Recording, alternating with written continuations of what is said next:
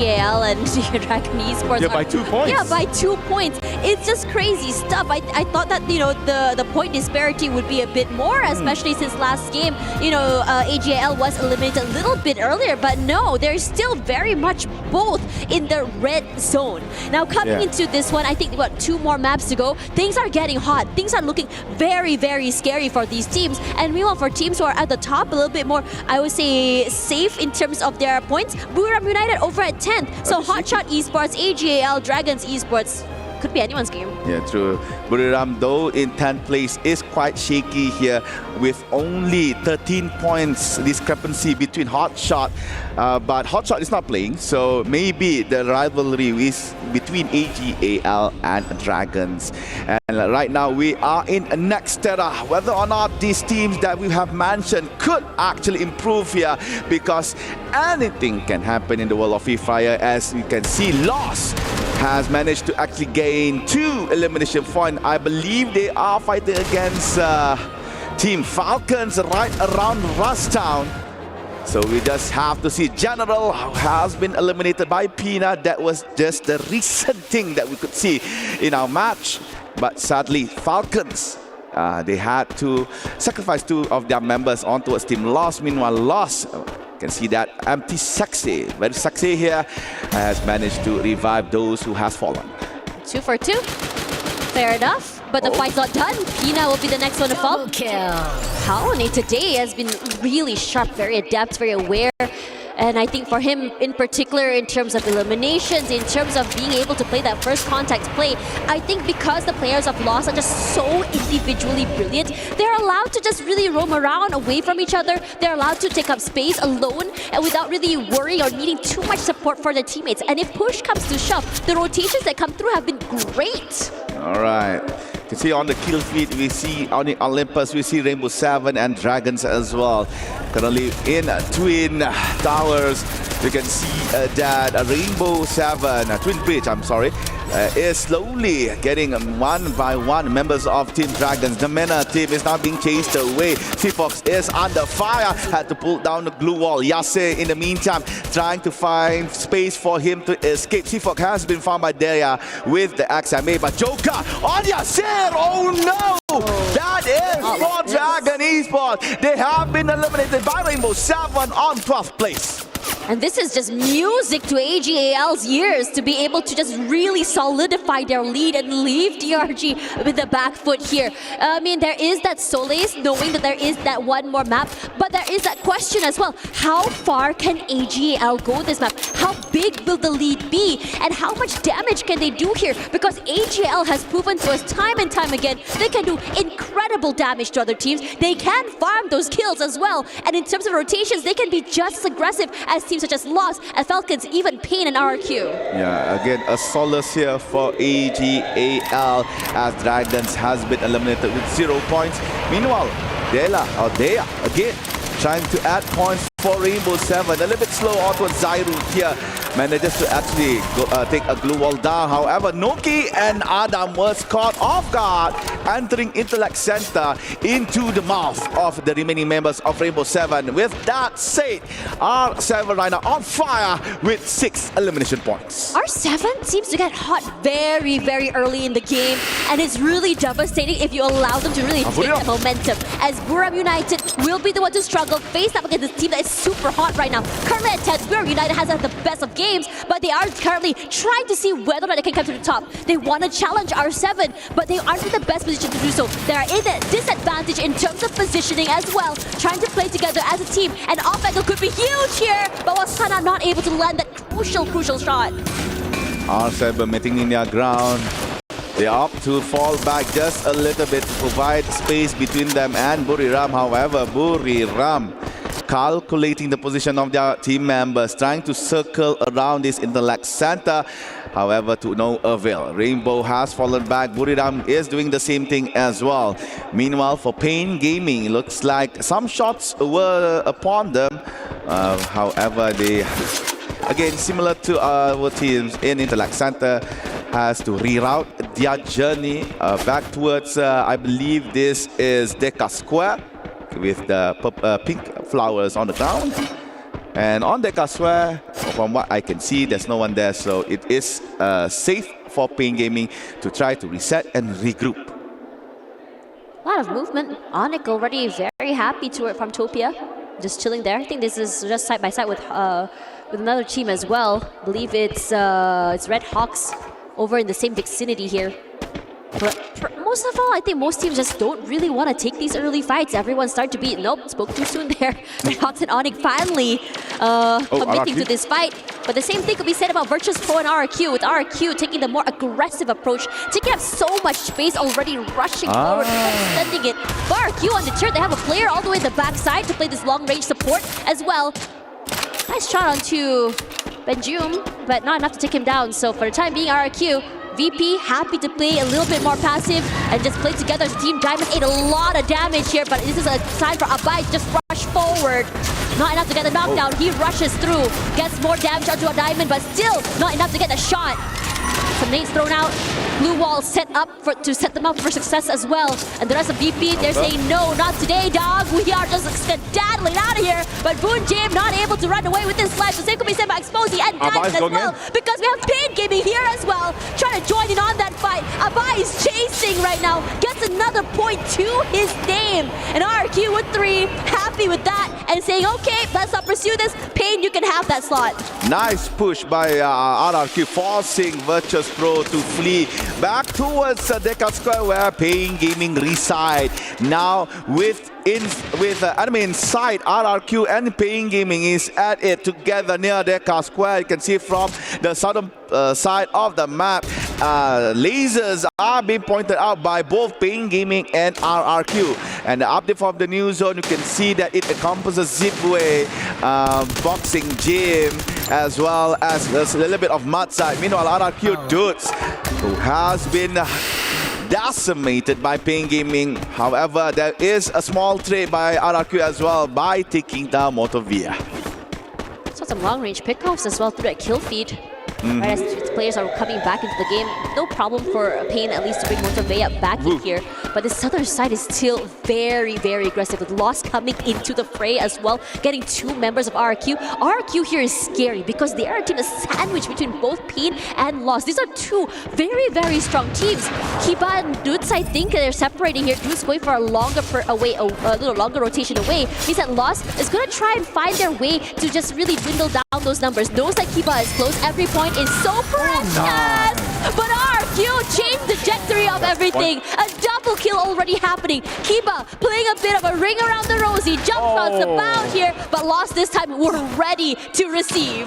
RRQ not in a good spot here. Dirts has to be revived twice after he tried to land in mud side, but then again has been eliminated by Team Lost.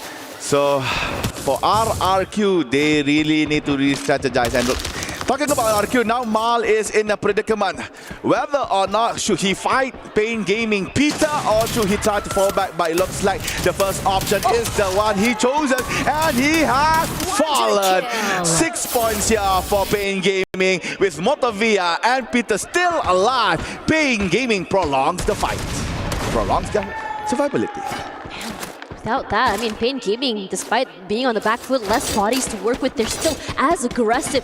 They're playing like nothing else matters. End of the day, you make it into, the point rush, you make it to the grand finals. They're very comfortable forward. What do we have to lose? Let's just go all out today. And the team that's currently on fire is Falcons. I have to say, for them, these late rotations, these late fights have been doing them so much value. But for VSE, this is an interesting situation because they had a terrible, first day. Coming into today as well, the first half was just dismal. And then suddenly it felt like the third eye opened and the momentum fell into their laps. And they're slowly but surely trying to claw their way back into the top. But it's not going to be an easy feat. That's true. Vision for today had 2 games with good placements point, but sadly not enough as elimination is quite minuscule. Right now, as you can see, they are again playing the placement point strategy, playing right around the line of the new zone, avoiding teams early on and playing it super safe, looting maybe extra boxes that is around, but still, again, avoiding conflict with any players in our map. Red Meanwhile, Hawks. on the kill feed, you can see Red Hawks managed to actually get a point from Pain Gaming, eliminating one of their members. And Falcons still within near the outside zone is struggling to actually enter the new one. Meanwhile, AG.AL comfortably found a spot here near Boxing Gym. Circle shift once again, with teams such as Onyx as well as R7 already very comfortable with a nice space to work with. AG.AL playing by the side of the zone could potentially slowly become the gatekeeper if they choose to be. We'd love to see what's going on over there over to AG.AL. It's not a bit more active here, but the same could be said about LOS loss. There we go, AG.AL from the compound here trying their best to shoo away R7. Yeah, R7 has a bit more space to work with, but they don't necessarily have the numbers as well. It's only one member left alive. But I have to say that there's a lot of respect given here toward Games King. They don't want to get isolated. They don't want to be put in a position where they're giving him this isolated 1v1s. Oh, found. You was just... Whatever micro angle he played, he is sharp, man. I wish we could get a POV of you on how did he get that pixel shot on towards Games King. But, yep. Then again, R7, last remaining member, was eliminated, and that is it for R7 here. 10th place in Nexterra. Meanwhile, RHK, or Red Hawks from Bangladesh, managed to actually knock down Moshi. That is a huge elimination by the team.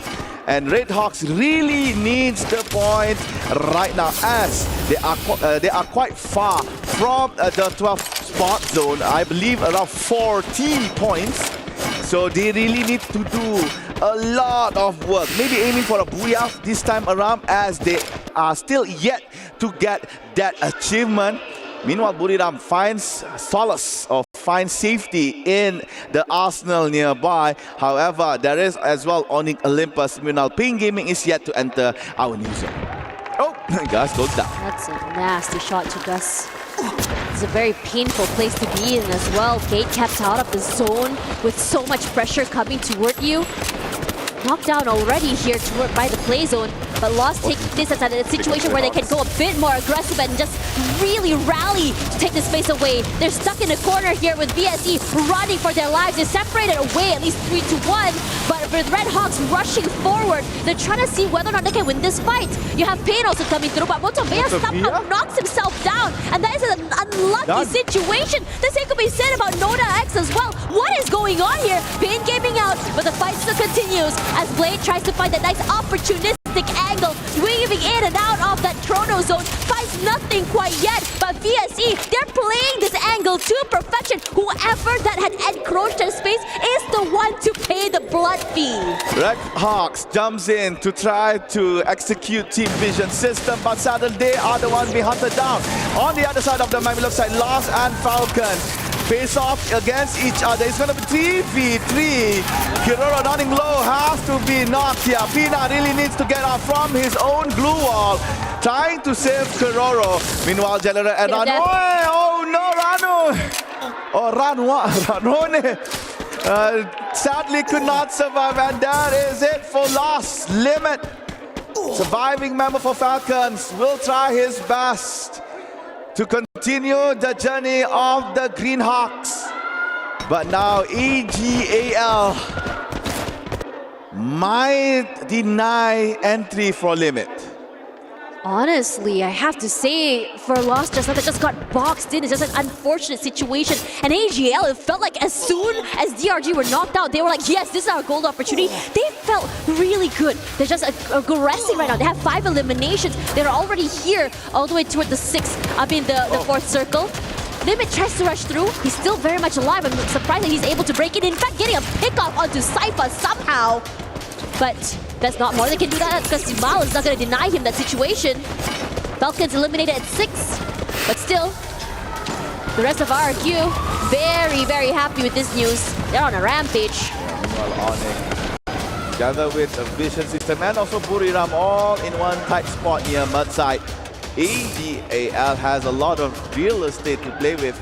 They opt to try to go towards Team RRQ. Bar running quite low, goes down. Shiba as well, and that's it for RRQ. They are no more. Now it's up to Onyx from Indonesia to try to carry that Indonesian flag. However, there's only Zyro left hiding in the corner. And it looks like AG.AL trying to assert dominance, securing position outside of Matsai, and this is not good for Vision System nor Buriram.